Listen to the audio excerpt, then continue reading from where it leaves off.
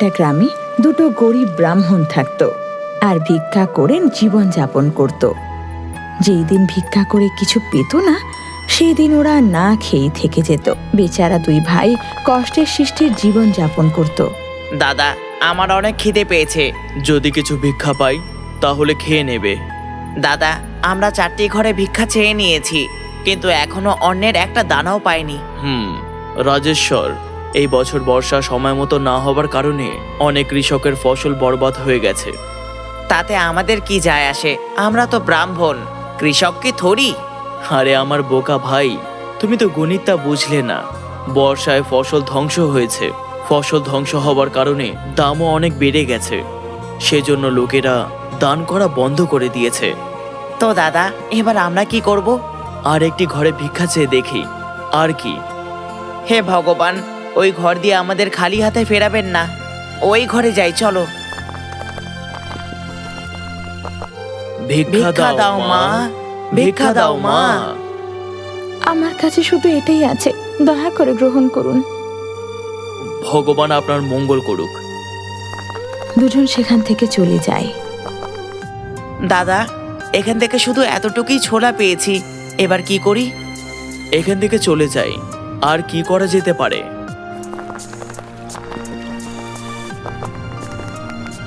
কিছু দূর এগোতে একটা হাভেলিতে মহাভোজ চলছিল। লোকরা সেখানে বসে মজা করে খাচ্ছিল। সেই দৃশ্য দেখে রাজেশ্বরের মুখে জল চলে আসে। দাদা, মনে হচ্ছে সেখানে ভোজ হচ্ছে। চলো না, ওখানে যাই। কতদিন ধরে পেট ভর্তি করে ভোজন করিনি। না, যতক্ষণ না ওনারা স্বয়ং আমাদের ডাকে আমরা যেতে পারবো না। কেন যেতে পারি না? ওরা আমাদের কেনই বা ডাকবে? আর দেখো, ওখানে আগে থেকে অনেক ব্রাহ্মণ বসে ভোজন করছেন। আমরাও গেলে কি বা হয়ে যাবে? রাজেশ্বর, তুমি ভুলে যাচ্ছ যে এই আচরণ ব্রাহ্মণ ধর্মের বিরুদ্ধে। মনে রাখো, বাবা শিখিয়েছিলেন যে ব্রাহ্মণদের একদিনে শুধুমাত্র 5টি ঘরেই ভিক্ষা চাওয়া যাবে, আর যতটুকু পাওয়া গেলে ততটুকুর মধ্যেই সন্তুষ্ট হতে হবে। আমরা একটি দিনের জন্য ধর্মের কথা না বললে কি হবে? চলো এখান দিয়ে। দুজনে সেখান থেকে চলে যায়। কিছু দূর এগিয়ে দাদা, অনেক খিদে পেয়েছে, আর হাঁটতে পারছি না, পেটের মধ্যে টান পড়ছে। আমরা প্রথম ঘরে রুটি পেয়েছি, সেটা তুমি খেয়ে নাও।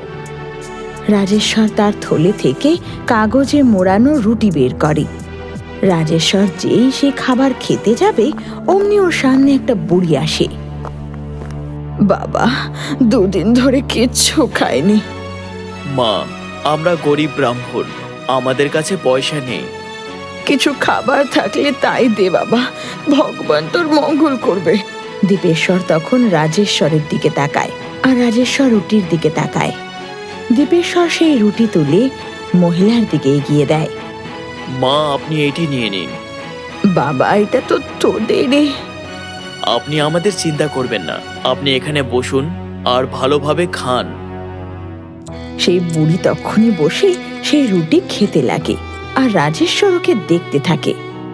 তোরা দুজন এক অভুক্তকে খাইয়েছিস, ভগবান তোদের মঙ্গল করুক, সুখ দিক জীবনে।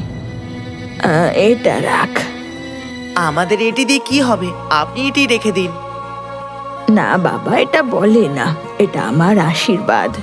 আর আশীর্বাদ কখনো ছোট বড় হয় না, কারণ সেটা মন থেকে দেওয়া হয়। এটা চিরকাল তোদের সাথে থাকবে। নে নিয়ে নে নে। দীপেশ্বর 2 হাত জড়ো করে নোটটা নেয়, তারপর মাথায় ছোঁয়ায়। তারপর বুড়ি সেখান থেকে চলে যায়। দাদা, আজ ভিক্ষায় আর কিছু পাওয়া যায়নি। আমাদের কাছে শুধু ওই রুটি ছিল, সেটিও আপনি ওই মাকে দিয়ে দিয়েছেন। রাজেশ্বর, কোনো ব্যাপার না, আজ নয়তো কাল ভোজন পেয়েই যাব। একদিন না খেলে আমরা মরে যাব না। কিন্তু ওই মায়ের অবস্থা ঠিক ছিল না, আমাদের থেকে ওনাদের খাবারটি দরকার ছিল, নয়তো তিনি অসুস্থ হয়ে পড়তেন। দাদা, এবার আমরা কি খাবো? এই নাও, তুমি এটা খেয়ে নাও। আর তুমি? আমার তো খিদে পায়নি। হ্যাঁ, যেন আমি জানি না, আপনি তো রাত্রির দিয়ে কিছু খাননি। আমি সব জানি, তুমি কাল রাত্রে চালাকি করে সব ভোজন আমাকে খাইয়ে দিয়েছিলে। আচ্ছা, আমরা দুজন মিলে খাই। কিছু দূর হাঁটার পর পণ্ডিত মশাই, আরে দাঁড়ান না, কোথায় যাচ্ছেন আপনারা? তুমি কে আর আমাদের ডাকছো কেন? হ্যাঁ, আরে দাঁড়ান, এতগুলো প্রশ্ন একবারে? পণ্ডিত মশাই, ওই পেছনে বড় প্রাসাদটি আছে না, সবচেয়ে বড়, ওখানে মহাভোজ চলছে। উপপত্নী 51 ব্রাহ্মণদের ভোজন করানোর জন্য বলেছেন। এখনো পর্যন্ত 49 ব্রাহ্মণ এসেছেন। আপনারা দুজন গিয়ে আমাদের উদ্ধার করুন। দুজন সেখানে কিচ্ছু বলে না। আরে চলুন না, আমি কোথায় আর খুঁজতে যাব? দাদা। আচ্ছা ভাই, চলো। সেই লোকটা ওদের পঙ্গদে বসিয়ে পেট ভরে খাওয়ায়। দাদা, খুব ভালো হলো, আজ তো পেট ভর্তি করে ভোজন করলাম। মনে হচ্ছে ওই মাটি মন দিয়ে আশীর্বাদ করেছিলেন। ঘরে এসে দীপেশ্বর সেই নোটটাকে একটা খালি কলসিতে রেখে দেয়। সেই রাতে দুই ভাই আরাম করে ঘুমোয়। পরের দিন খুব বৃষ্টি হয়, তাই ভিক্ষার জন্য দুই ভাই ঘর থেকে বেরোতে পারে না। দুই ভাই ঘরের প্রত্যেক বাসনে দেখে ফেলে তো অল্প একটু চাল পায়, দুজনে সেটাই রেঁধে নেয়। পরের দিন বৃষ্টি থামতে দুজনে ভিক্ষা করতে বেরোয়। দাদা, এটি পঞ্চম আর শেষ ঘর। দেখা যাক। ভিক্ষা দিন, ভিক্ষা দিন। ঘর থেকে কেউ বেরিয়ে আসে না। ভিক্ষা দিন, ভিক্ষা দিন। কিন্তু একটা লোক ঘর থেকে বেরিয়ে ওদের মুখের ওপর দরজা বন্ধ করে দেয়। দুজনে নিজের ঘরে পৌঁছায়। দাদা, আজ তো অন্যের একটা দানা পেলাম না। কোনো ব্যাপার না, কালকে পেয়ে যাব। দাদা, অনেক খিদে পেয়েছে। তোমার মনে আছে সে বুড়িমাটি একটি নোট দিয়েছিল? তা দিয়ে কিছু ছোলা পেয়ে যাব। রাজেশ্বরকে সেই কলসিতে দেখে। দাদা, দাদা, দাদা, কি হলো? দাদা, তাড়াতাড়ি এদিকে এসো। কি হলো? রাজেশ্বর তখন সেই কলসি দেখায়। সেখানে 1 টাকার 7টা নোট ছিল। দাদা, এতে 7টি নোট আছে, 7টি। আমি তো একটাই রেখেছিলাম, 7টি কি করে হয়ে গেল? জানি না দাদা, আমি এটা দিয়ে চাল বা বাজরা নিয়ে আসছি। দীপেশ্বর অবাক হয়ে কিছু বলতে পারে না। কিছুক্ষণ পর যখন সে আসে, দাদা দেখো, চাল নেবার পরে 1 টাকা বেঁচে গেছে। এটিকে নিয়ে সেই কলসিতে রেখে দাও। রাজেশ্বর সেই বাকি 1 টাকা আবার কলসিতে রেখে দেয়। দুজনে খাবার খায় আর ঘুমিয়ে পড়ে।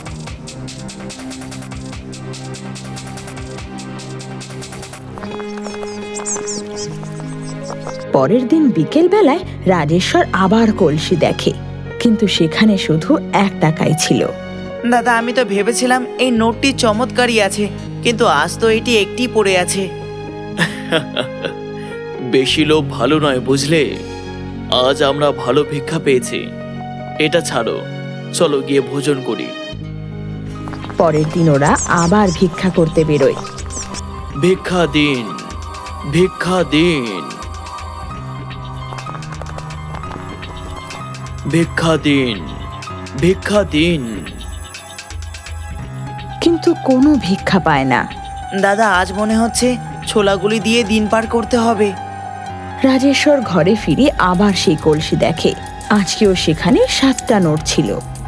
দাদা, দাদা দেখো, আজকে আবার 7টি নোট হয়ে গেল। কি? এই দেখো দাদা, কি হচ্ছে আমাদের সাথে। দীপেশ্বর কিচ্ছু বলে না, আর রাজেশ্বর সেই টাকা নিয়ে চলে যায়। 1 কিলো বাজরা দিন। পুরো 6 টাকার কিন্তু। হ্যাঁ, আমি পয়সা দিচ্ছি। মনে হচ্ছে অনেক বড় মাল হাত লেগেছে। বেশি বলো না, নিজের কাজটি করো। সে তো একদম গরিব, কিন্তু পরশু চাল নিয়ে গেল আর আজকে বাজরা। এর কাছে টাকা, মনে হচ্ছে কিছু ঝোল আছে। ও রাজেশ্বরের পিছু পিছু যায় আর লুকিয়ে জানলা থেকে রাজেশ্বরকে সেই 1 টাকা কলসিতে রাখতে দেখে। ওহো, তো এর মধ্যেই ধন লুকিয়ে রেখেছে। এটি এখন আমার হবে, আমার খালি। কিন্তু আমার রাত্রি হওয়া অবধি অপেক্ষা করতে হবে। রাত্রিবেলায় দীপেশ্বর আর রাজেশ্বরকে শুয়ে থাকতে দেখে সেই দোকানদার চুপি চুপি ঘরের ভেতর ঢোকে। ও কলসিতে উকি মেরে দেখে, তো দেখে কলসি টাকায় ভরা। বাহ, মজা আসলো রে। এবারে কুবেরের ধন আমার হলো। তো কলসিতে হাত ভরে একটা সাপ বের করে আনে। ও সাপটাকে দূরে ফেলে দিয়ে আবার কলসিতে হাত ঢোকায়, তো অনেকগুলো কাঁকড়া বিছে বেরোয়। কাকড়া বিছে, কাকড়া বিছে। ওর এই আওয়াজ শুনে দীপেশ্বর আর রাজেশ্বরের ঘুম ভেঙে যায়, আর দোকানদার ওদের দেখে কাঁদতে লাগে। তুমি তুমি এত রাত্রে এখানে কি করছো? চুরি? না না, কিছু না। সত্যি বলো, এখানে কি করতে এসেছিলে?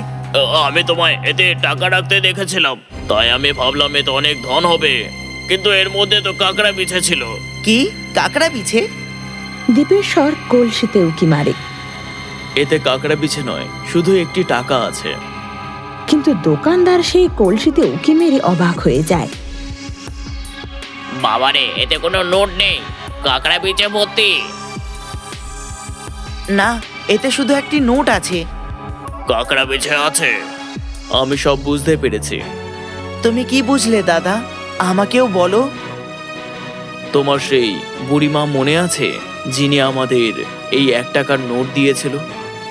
হ্যাঁ হ্যাঁ দাদা, মনে আছে। ওনাকে চাইলেও ভুলতে পারবো না।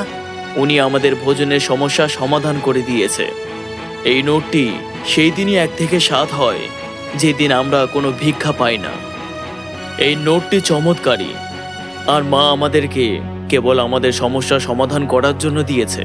সেই জন্য আমরা নোট দেখতে পাচ্ছি, কিন্তু সে কাঁকড়া বিছে দেখতে পাচ্ছে। দাদা, তারা শুধু 7টাই কেন হয়? আমরা যাতে অধিক লোভ না করি, সেই জন্য হতে পারে হয়তো। তাই যতটুকু ন্যায্য আমরা ততটাই পাচ্ছি। শুনেছি যে কখনো কখনো ভগবান মানুষের ভেষে আমাদের সাহায্য করার জন্য পৃথিবীতে আসে। সেই বুড়ি মাটি। দাদা, তুমি ঠিক বলছো। আমরা খালি পেটে আছি, ভগবানও দেখতে পাচ্ছে না। তোমরা ব্রাহ্মণ, আমাকে দয়া করে ক্ষমা করে দাও। আমি কখনো অন্যদের ধনে নজর দেব না। রাজেশ্বর তখন সেই কলসি থেকে নোটটা বের করে মাথায় ছুঁয়ে আবার রেখে দেয়।